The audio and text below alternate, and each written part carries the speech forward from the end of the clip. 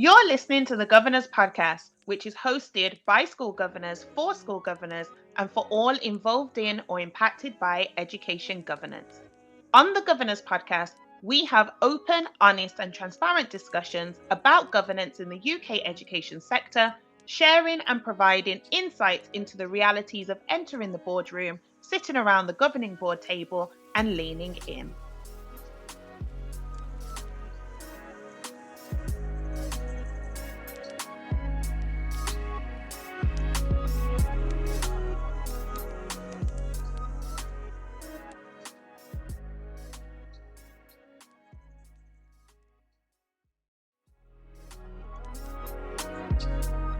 Hello, I'm Sharon Warmington and I support schools and academies as a governor, governance practitioner and a clerk. I'm also the CEO of the National Black Governors Network, supporting the education sector in diversifying their governing boards.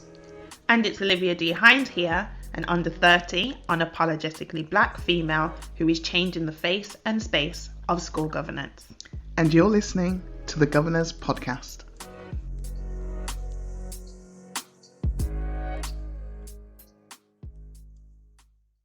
Okay, let's get into today's topic. How can you give apologies and still be present? I've done that actually.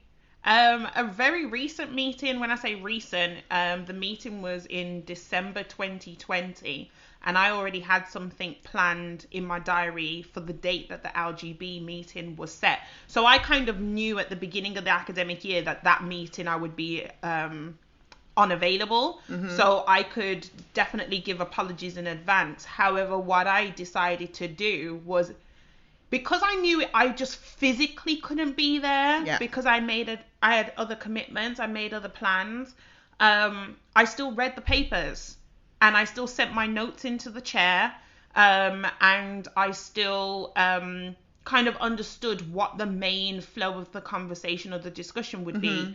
So even though reading the minutes after that meeting will be very important for me to see exactly what did kind of take place during that meeting, I still thought it was important to kind of avoid me feeling like I've got a lot to catch up on or I've missed a lot. I still try to be mentally present in a way. Well, yeah, I understand that, and it makes total sense when you think about it, because I mean, bear in mind that some apologies can come at last minute because emergencies of course come up and things like that.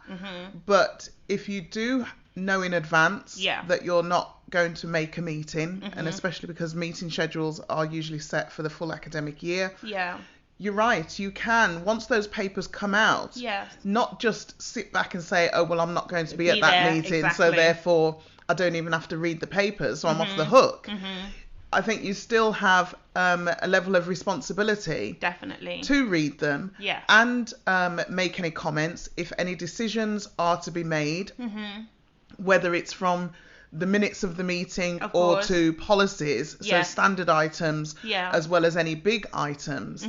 I think it's important that you still email your decision, definitely, you know, so that you can say, I agree with this, I approve the minutes, I've got no comments to make on that, I approve the policies, or here's a question in relation to X, Y, or Z policy, so that your voice is still heard even in your absence. Exactly, and that's why if you can give advance notice where possible, because then maybe the clerk or the head or the chair will draw your attention as the governor who is not going to be there, as to where the decisions are, because when you're initially looking at the agenda or reading through the papers, it may not be initially clear that a decision's going to come up here or an opportunity to vote.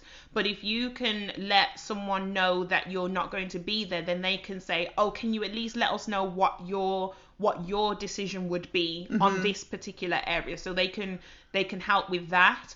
I think it also helps when the meeting then starts and you have the whole welcome, apologies and things like that, that you're acknowledged in the minutes as someone who did send in their apologies, because if you don't send your apologies and you're not there, you're absent. You're absent, and exactly, you're absent. And I, as clerk, I get governors sending me their apologies, after the meeting has finished, days later. And I'm thinking, okay, I appreciate that you've let me know, but I can't rewrite history and go back and well, that's what I'd be doing. Yeah. I'd be changing you from an absent to an apology, which I can't do because at the time of the meeting, I hadn't received your apologies. Yes.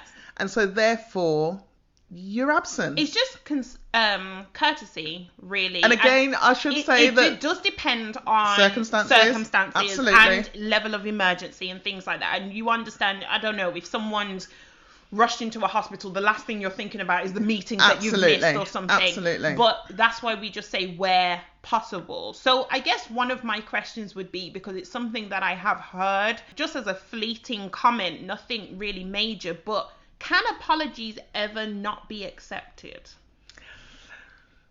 Like, I've wondered this because I've heard it in passing. It's a very sticky one, and I'm going to speak from my opinion as a clerk, because the dangers of just automatically accepting apologies could lead to a situation where you're carrying dead weight. Okay.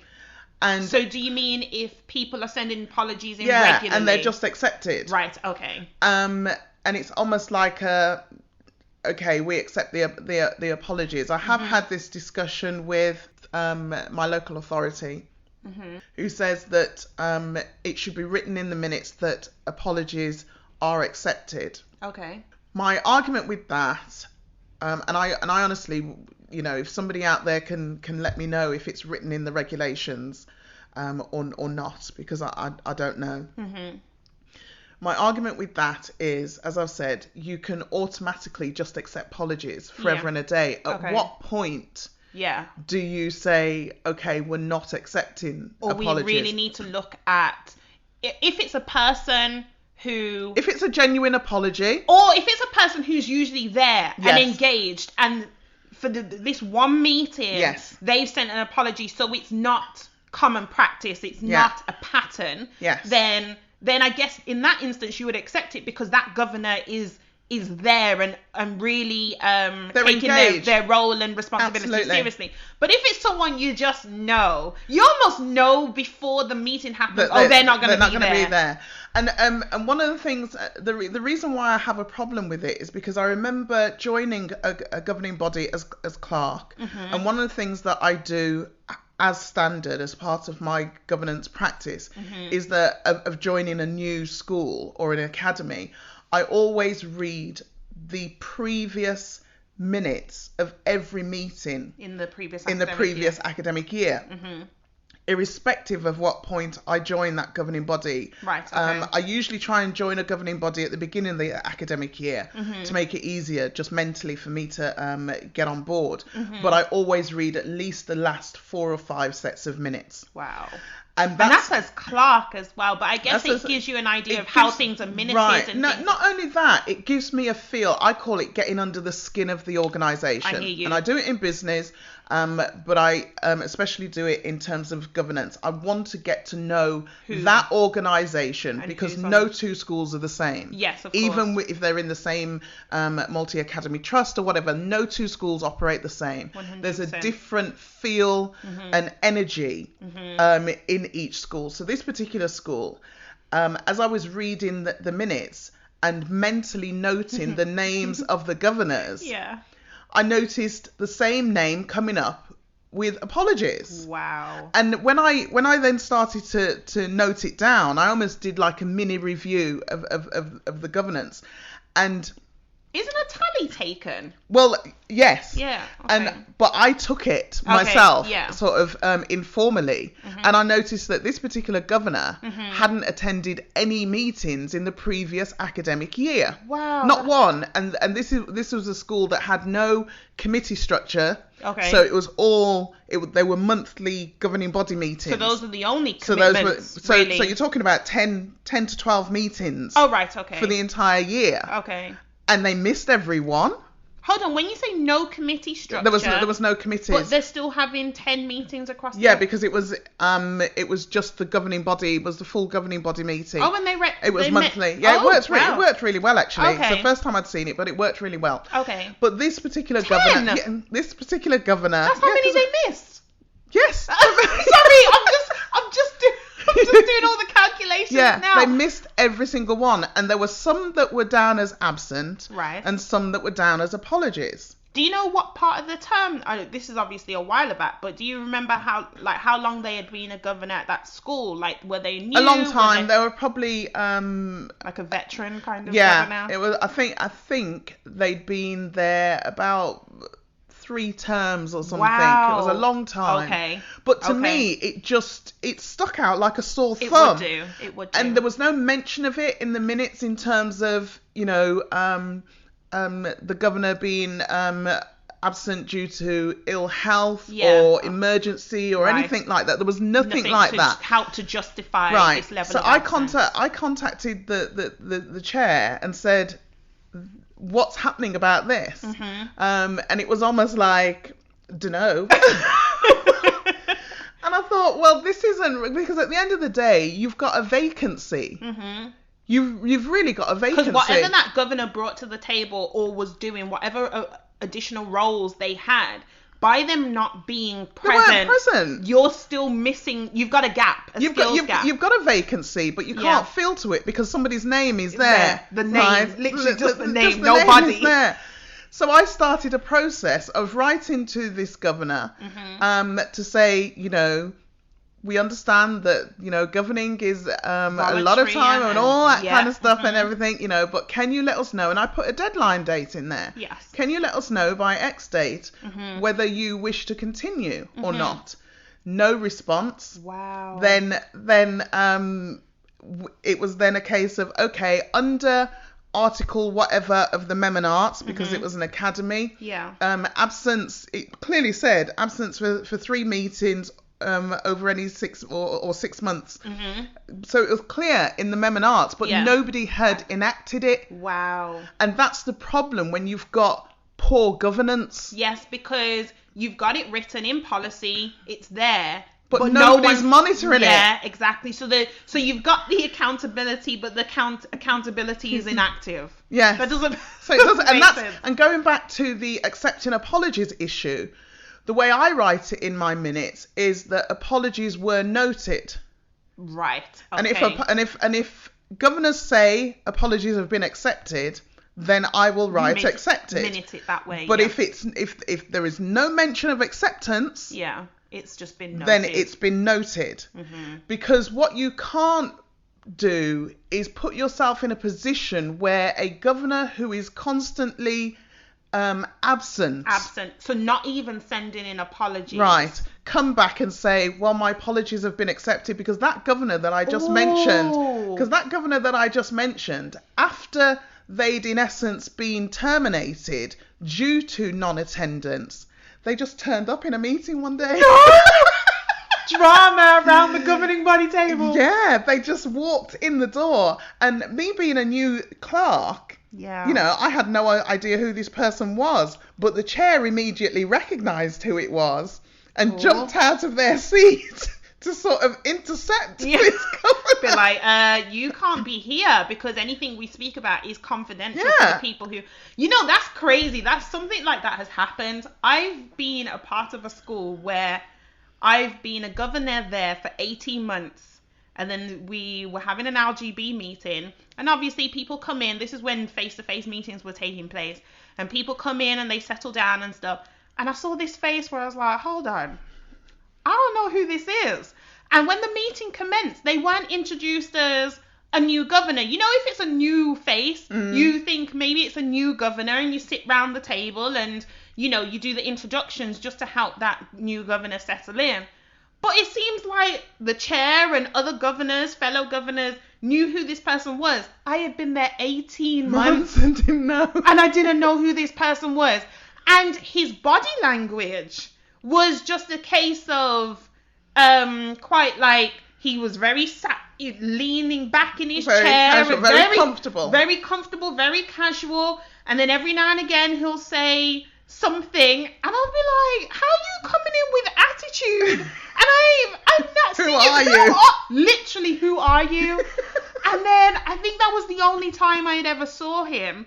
The crazy thing is, I had seen his name on the list of governors, so I knew he had been there for a while. So I guess that's a clear example of a governor, very much like what you're saying, of a governor who's quite inactive, doesn't really attend or only attends the minimum, doesn't really engage that much in meetings unless it's for their own self something. And then it's just like, who are you? Other governors are around the table going, who are you? Yeah. Where did you come from? What do you do? Who are you? Why are you here? Why are you here? What do you bring?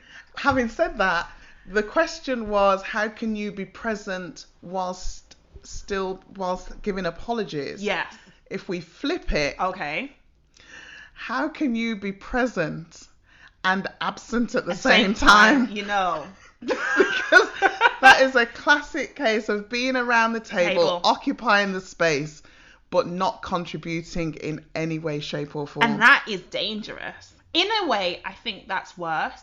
I think that's worse than actually not being physically present. Absolutely. If you're physically in the room and around the table and have the audacity to have your name down as the list of governors, but you don't say anything and you don't do anything, then I think you're absent. You're in a relationship where you're taking, but you're not prepared to give anything. And I think that's very unhealthy, and it's very unfair. Consuming but not contributing. Literally that. And I think people should really, and when I say people, I'm talking about governors, the head of governors, the clerks, the governance professionals, the chair, the head, should really look at how we hold each other accountable.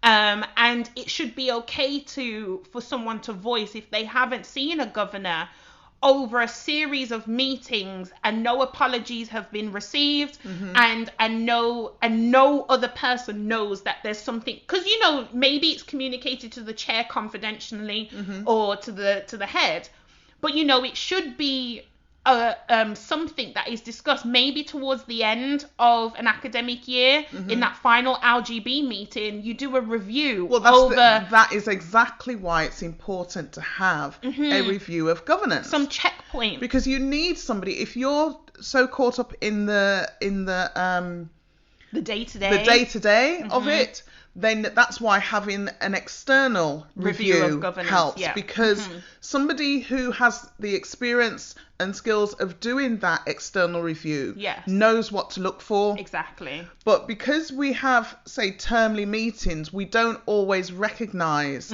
that somebody is absent for the 6th time in a row kind of thing. And that's why I say we can get quite comfortable with just accepting apologies. Yeah. And I'm happy to take, as I said, feedback or different opinions. If I've got it wrong, I hold my hands up. But I don't recall reading anywhere that says it has to be minuted that all apologies are accepted. Because my argument or pushback against that would be, yes, you can say that governors don't accept apologies. Yeah. But how many governors really are going to sit around the table and say, oh, we've had apologies from so-and-so, but we don't accept them? Yeah, it's so true. Do you know what I mean? Yeah. Who really is going to say that? Yeah. That it's an automatic nod, even if the chair asks the question, do we accept these apologies? Yeah. Most people are going to say yes. So what are you really saying yes to? Yeah, it's Are true. you saying yes to the fact that this person, who everybody knows, is constantly giving apologies for no reason? A lot of the times they don't even give a reason. Sometimes they're so casual, it's like, oh, I can't attend, so I'll just say I'm not coming. But it's like, if that happens on the day, but it's not an emergency. And it's not to say that you have to tell people your business. Absolutely not. And especially if you've got something personal going on. But I think that also comes back down to something we've spoken about before in terms of your engagement as a whole. Yes. So if you're you're someone who has a link governor role and you communicate with the person inside of the school organization, so with that senior leader, and there's meetings that happen there, or you visit, or you respond to the head's emails about updates, or you have engagement with the chair in between meetings, but it just means that meeting you couldn't attend, then in a way that's what I guess will kind of allow us to accept apologies for a particular meeting. Yeah. But if you're someone that everyone knows, or key people know, that and you are disengaged with almost anything to do with being a governor or the school or the community or whatever your responsibilities are, and then you also do not attend the meetings, that's when you need to think, is this person bringing any value to the discussion? Because that's what you have to look at. Absolutely. And that's why I always say, don't just make the commitment, commit to the commitment you've made, because it's one of the easiest things to become a governor. It really is. When you look at it in the whole scheme of things, it's a very easy thing to become a governor. Yeah. But committing to becoming a governor or being a governor is a very different thing. And that's why, even though I was a governor, parent governor when you were in school, and I then stepped back from that and was involved in clerking for many years, it was only recently I became a governor again, just at a year ago. So a year ago, because I had to make sure that I could commit to the commitment that I was making. I didn't want to just be a name on a list of a school and be able to say, yes, I'm a governor in this school. I have to be committed to that. Because then it's just you're just trying to add to your status in some way. Because and there are people who are what I call them glory hunters. Yeah, because then they just want the kudos of I've known those as well. Yeah, because then you're in conversations with other people and say, oh, I'm a governor. I'm a governor, or I'm a trustee at this school or that school. Alone. In title alone. But there are people who do that. I know, and it's quite sad. It's really bad, actually, because that's not what you're there for. And people will have more respect for you if you say, you know what, my capacity doesn't allow me to continue right now, so unfortunately I need to step down. Things change. You know, you can't know now what things are going to be like in 12, 24 months time. So, but if your circumstance does change during that time, like I had a recent governor, an LA governor in one of my schools who was starting a course that clashed with the meeting dates and asked if they could take a year out. And I says, well, instead of taking a year out, why don't you step down so that we can recruit to that vacancy? And then when your course is finished, let us know. And if you want to come back and we've got a vacancy, then it will be an easy do. You know, rather than taking that space away, I would rather, as a governor and as a clerk, I would rather carry a vacancy, a true vacancy, than have somebody occupy that place, but not occupy that place. Not really being it. Not being there. So then, takeaway? You know what I'm going to ask you. So what is your takeaway? My takeaway isn't that, actually. My takeaway is, if you are present, be present. I think you've taken mine. But and go on. If you are absent, still be present. Okay, I like that spin. Yeah. I like that spin. I would say my takeaway is know that apologies is like I've been learning something that don't say sorry just for the sake of it. Know why you're saying sorry, or don't say sorry at all. So I'm actually learning to say sorry less and more a case of show gratitude in like replacement. So rather than me just say I'm sorry for showing up late, thank you for waiting for me. This is the kind of thing that I'm practicing, putting a different energy out there in the space. Okay. So that's why when my approach to apologies, I mean that apology that I gave you an example of right at the beginning of when we started this discussion, I think that was the first apology I'd ever done. So for me, I just wanted to do it right. I didn't want people to turn up to the meeting and say, oh, Olivia's just not here. Like, you know, but the chair knows. Olivia sent me an email with like 20 bullet points to show me that she read it and her full annotated notes and everything. So I think when it comes to apologies, really think about what you're apologizing for. Yeah. Yeah. And that would be my final point. What are you apologizing for? Because then you think about, do I really want to send an apology, or can I really attend? I may turn up a little bit late, so therefore that's what you say. I may be a bit delayed, but you're not prepared to miss the entire meeting. Or when you send an apology, you can say why, or even just give a brief reason, or you still read the papers, even if you cannot communicate. I think that's the important thing. Even if you cannot communicate exactly why you cannot be there, read the papers, or show that you've engaged in the information that was sent out, because that's sent out a week before. So your likelihood that you're absent on both of those occasions for the 7 days before and the meeting date is quite unlikely, unless it's a special situation. So I would say be very aware of what you're apologizing for.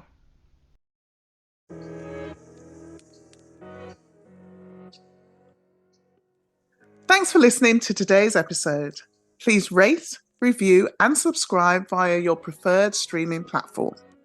The Governor's Podcast is a brand of the legal entity Education Governance Solutions Limited and a free training resource for anyone. So if you know someone who is interested in becoming a governor or a trustee, please share this podcast with them. And if you'd like to get in touch with us directly with questions or comments, then drop us an email at thegovernorspodcast@gmail.com. You can also follow us on social media platforms at The Governor's Podcast. Let's connect.